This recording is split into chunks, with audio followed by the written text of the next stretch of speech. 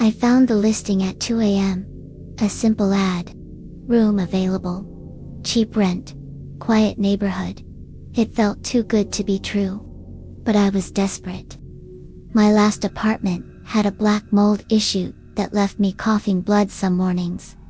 I needed out fast. I messaged the poster. She replied within minutes. Her name was Lena. She sounded normal, polite, direct.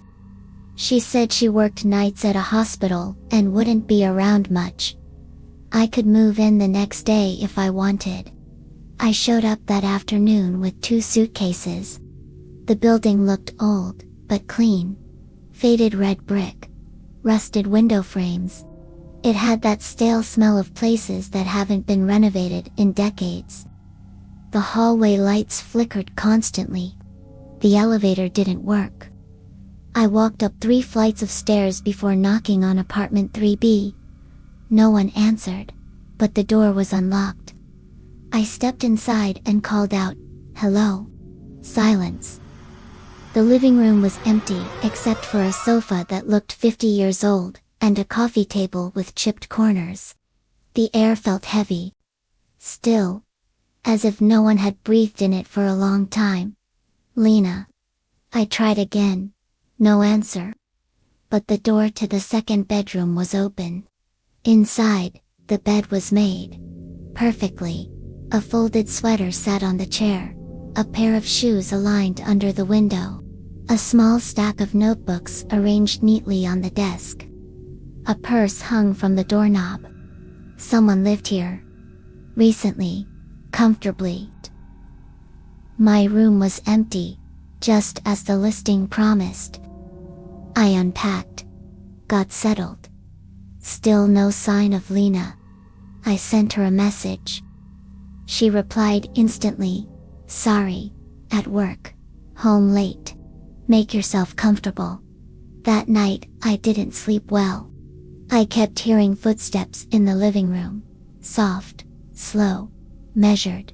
But when I opened the door, the apartment was empty. Every morning for the first week, I found something different about her room. One day the shoes were on the other side. Another day her purse was gone, then back again. A notebook would be slightly tilted.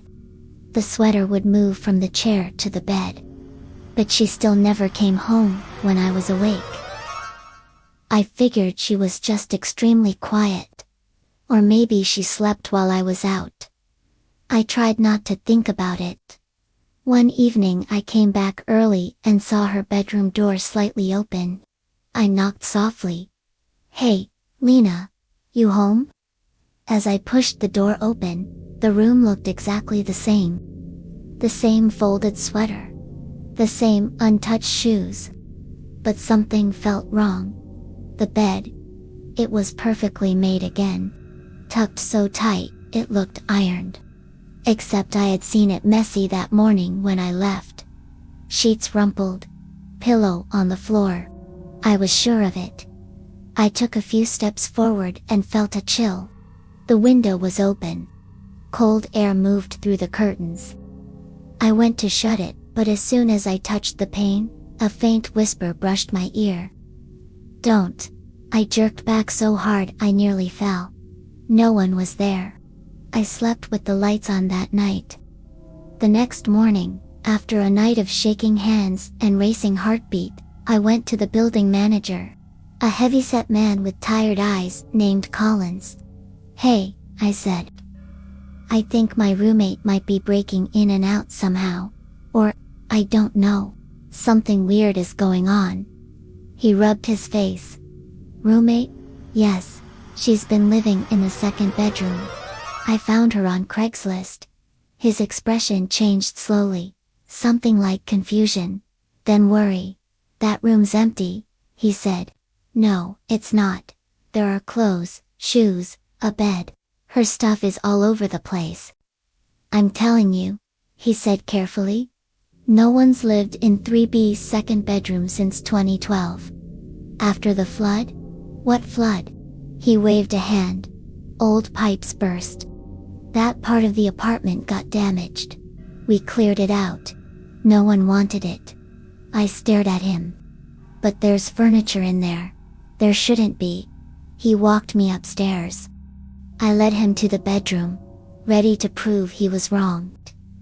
But when I opened the door, the room was empty. No bed, no sweater, no shoes. Not even dust outlines where objects had been. Just a barren, stained floor and peeling wallpaper. Manager Collins looked at me like I'd lost my mind. "I'll get maintenance to patch this up," he muttered. Then he left quickly. I stood there shaking. I tried calling Lena. The number was suddenly no longer in service. I messaged her on Craigslist. User not found. That night the footsteps returned. Louder, closer, heavier. I locked my bedroom door, crawled under the covers, and just waited. At 3:11 a.m., someone whispered my name, right next to my ear. I screamed. But when I sat up, no one was there. Just my phone screen lighting up with a new message. From an unknown number. "Don't let them clean my room." My throat closed. I dropped the phone. My hands shook violently. I didn't sleep again.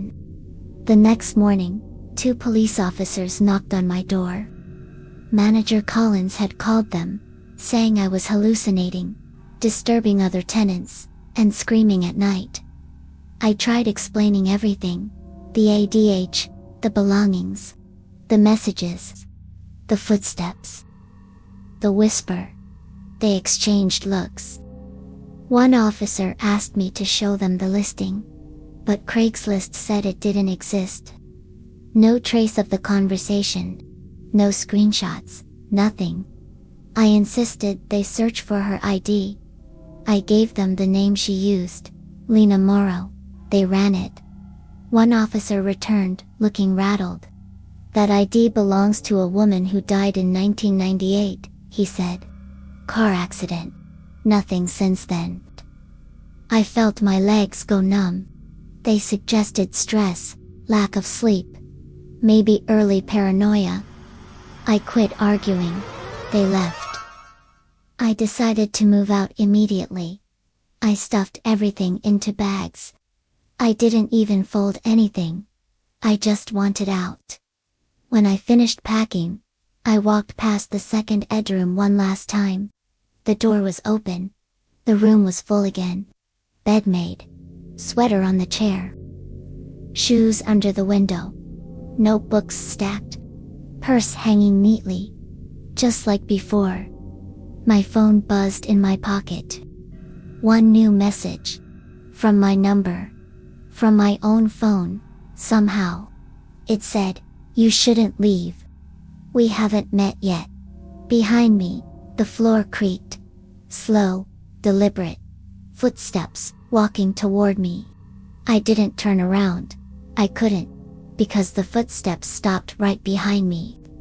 And a voice identical to mine whispered, "Welcome home."